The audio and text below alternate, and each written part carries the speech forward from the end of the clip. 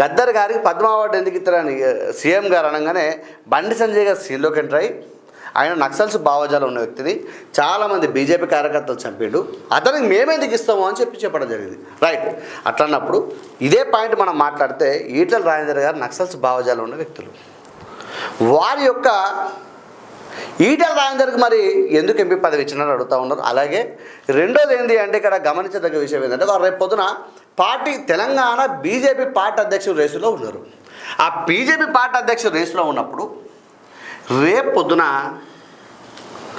వారికి సెటిల్ ఇస్తారని చెప్పి కూడా తెలంగాణ సమాజం అడిగితే బండి సంజయ్ గారు ఇట్లా టాపిక్ ఇట్లా దింపి ఇట్లా కూర్చోబెట్టినాడు. వాస్తవానికి అదొకటి. మన బండి సంజయ్ గారు మన తెలంగాణకి అధ్యక్షంగా ఉన్నప్పుడే మన ఈటెల రాజేందర్ గారు బీజేపీకి వచ్చింది, అంతే కదా. మరి అప్పుడే ఎలా చేర్చుకున్నారు? అవును, అప్పుడే మరి అప్పుడు ఉన్నది కదా, ఆయన కూడా అప్పుడు మరి ఉన్నది, మరి ఎందుకు